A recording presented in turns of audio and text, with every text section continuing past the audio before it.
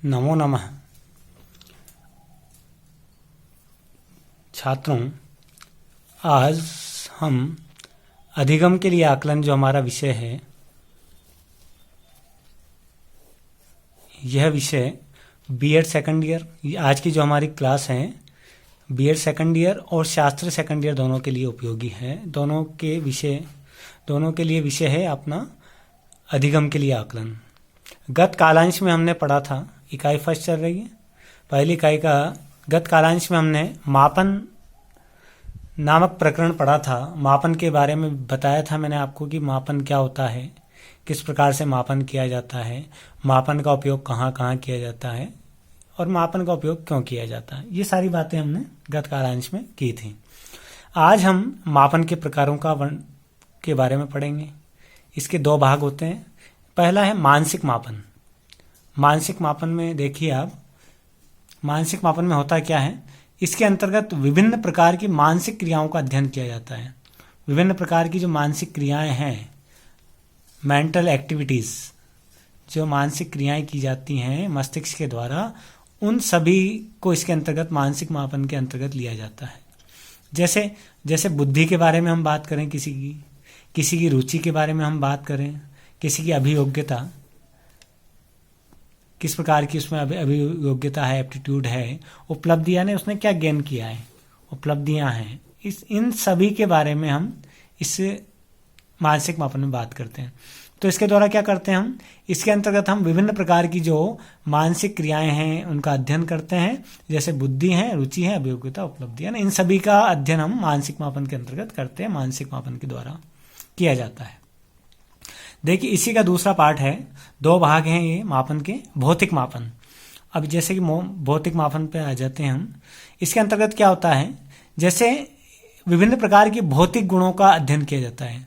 विभिन्न प्रकार के जो भौतिक गुण हैं, भौतिक गुणों में कौन कौन से आ जाएंगे, जैसे देख रहे हैं आप लोग, लंबाई है, दूरी है, ऊंचाई है, इत्यादि।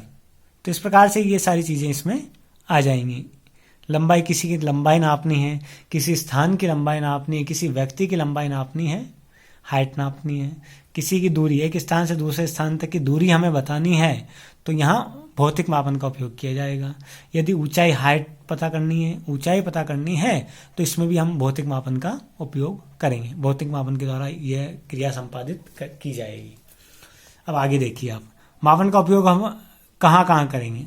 जैसे चयन करना है, जैसे चयन समिति होती है, सिलेक्शन कमेटी, जैसे किसी का भी चयन किया जा सकता है। इसमें कोई टीचर्स का सिलेक्शन करना है तो विभिन्न प्रकार की रिक्रूटमेंट भर्तियां होती हैं, उनके द्वारा शिक्षकों का चयन किया जाता है। विभिन्न प्रकार के वैज्ञानिकों का चयन करना है, या कोई सी भी पोस्ट हो, XYZ, सभी जो भी पद हैं, पद के लिए या कोई भी कार्य के लिए किसी का भी चयन करना है, तो उस चयन के लिए हम मापन का उपयोग करेंगे।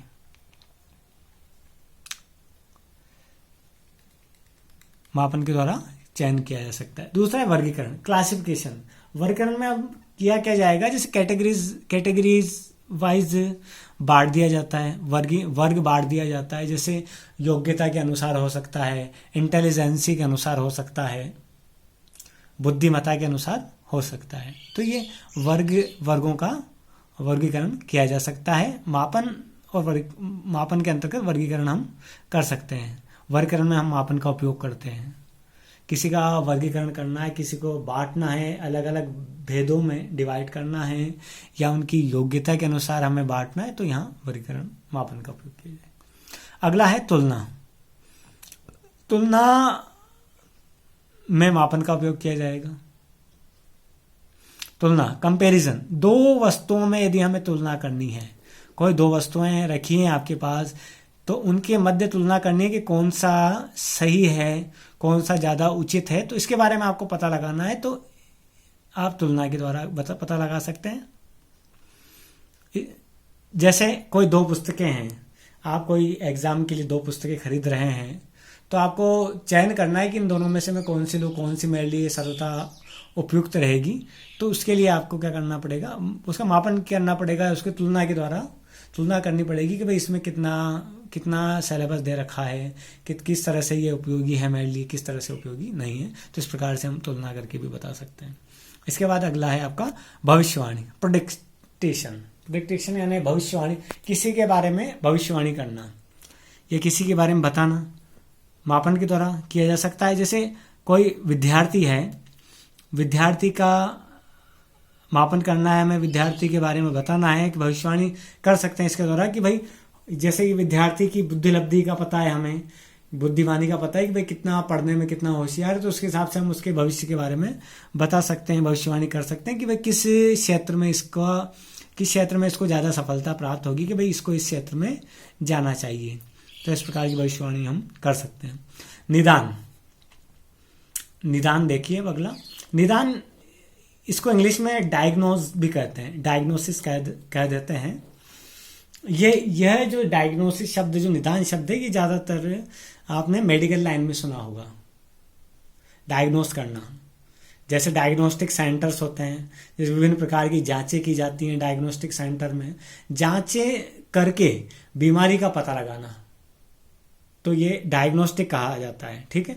और लेकिन हम यहाँ बात करें डायग्नोसिस यानी निदान में होता क्या है कि किसी भी समस्या का पता लगाना। जैसे बच्चों के बारे में समस्या का पता लगाना हमें, कि कक्षा के बच्चे हैं, कक्षा के जो छात्र हैं, वह कुछ छात्र ऐसे हैं जो पढ़ने में उनका मन नहीं लगता है, या पढ़ते हैं या घर से अपना होमवर्क कंप्लीट नहीं करके लाते हैं, कोई सी भी समस्या है, उनका पता लगाना है। सबसे पहले उन समस्याओं का पता लगाना है कि भाई ये घर से वर्क क्यों नहीं कर पा रहा है, घर से होमवर्क करके क्यों नहीं ला पा रहा है, या घर पर इसकी पढ़ाई क्यों नहीं हो पा रही। तो उसका कारण का पता लगाएंगे कि भाई घर पे इसको समय नहीं मिलता है, या माता पिता इसके ऊपर समय नहीं देते।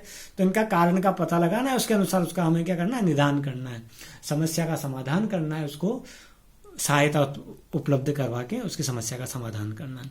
लास्ट है रिसर्च। जो रिसर्च के क्षेत्र हैं, जो स्कॉलर्स होते हैं, वह भी इसका प्रयोग, मापन का प्रयोग करते हैं।